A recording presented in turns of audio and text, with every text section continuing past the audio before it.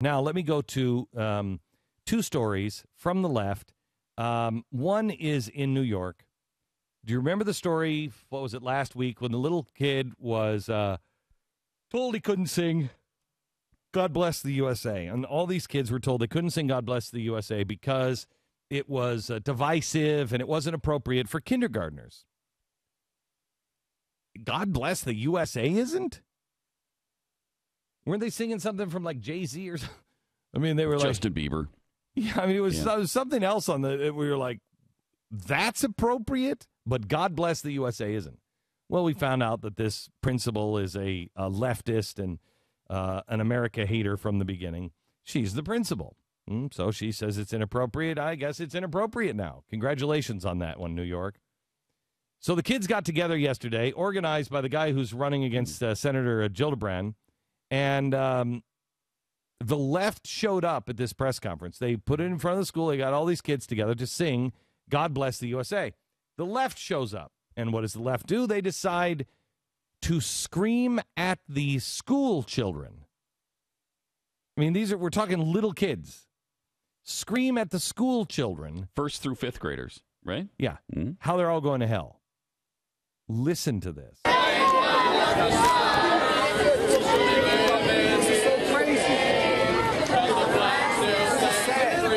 You can hear him in the background. This is so crazy. This is sad.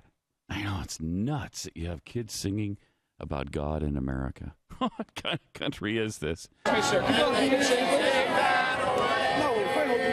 know this either. You got something you tell them to say.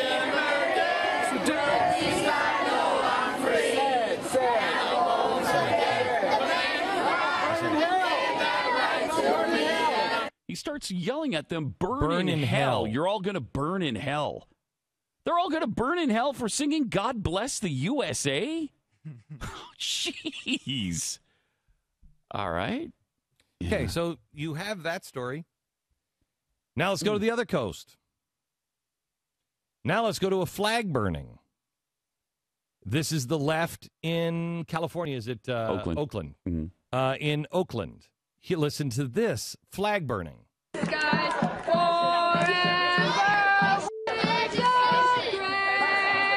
Burning the flag. Yeah, as they sing, the flag is burning as they hold it. All the beeps you hear are the F word. America, America,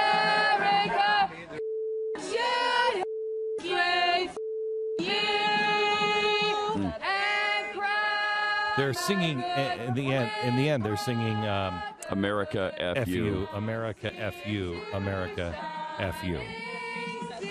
That's touching. It brings a tear to your eye. Now that's what the kid should be singing right there. Mm-hmm. Okay, that way they won't burn in hell. Just the flag will burn. But when you sing "God Bless the USA," that's when you're gonna burn for that. I will tell you that I had a flag burning ceremony at my house. I was there. I was there as well. Yeah. I was there at that shocking event. Mm-hmm. It really was shocking, wasn't Mm-hmm. it? We should see if we still have the videotape of that.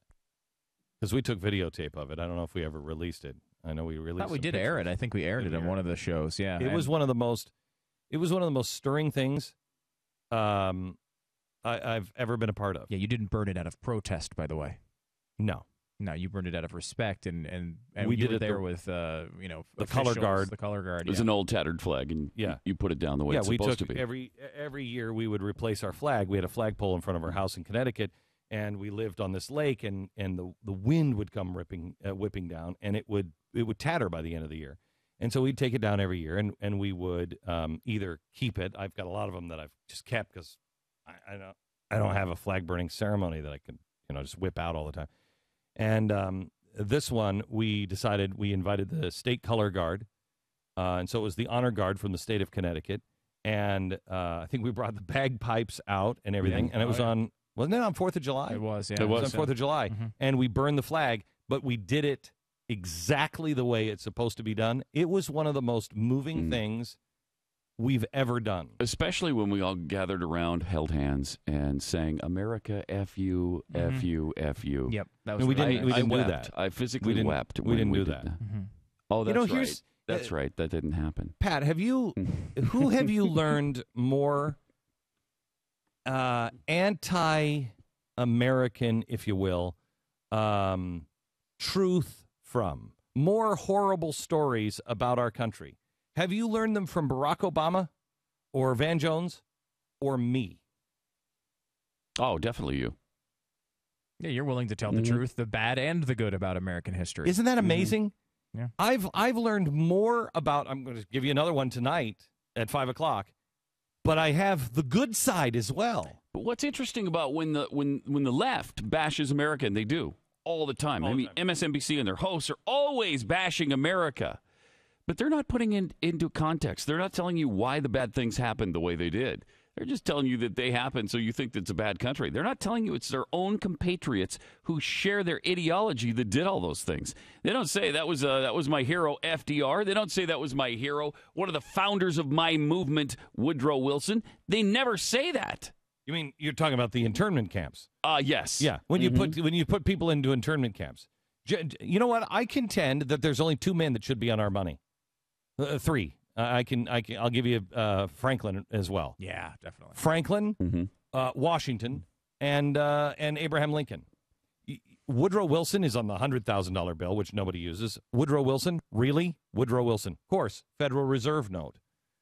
Grant shouldn't be on there. He won the war. Wait until you hear the history on Grant today. Andrew Jackson, nightmare. Isn't it interesting that our Federal Reserve notes have most of these guys who are, Andrew Jackson, what did he do?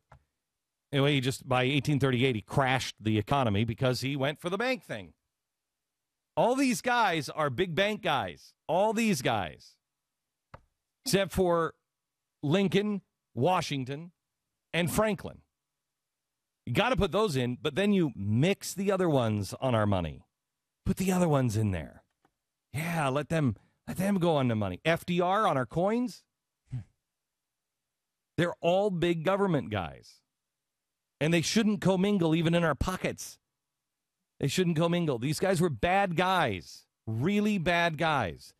Now, the difference between the left and the right, the libertarians and the crazy libertarians, is the crazy people like that were out there, and I'm not saying these are libertarians, these are Occupy Wall Street, but a lot of the libertarians, the crazy ones, Ron Paulians, are standing with these guys. I don't want America destroyed. I don't think it's good to have America destroyed. I would gladly replace the Constitution of the United States of America, gladly, if there was a better document out there. I don't see it. I don't see anything close. That's why it was built the way it was. So right. you could, when you came change up with a better idea, you could absolutely. Change it. Yeah. So I would absolutely be for it, but there isn't anything. I'd absolutely move to another country if there was one to move to. Tell me which one. You say, for Barack Obama, we don't say this, but they did. If George Bush elected, I'm going to Canada. You know why you can say that? Because Canada is just another place for you. It's all right. They're all the same anyway.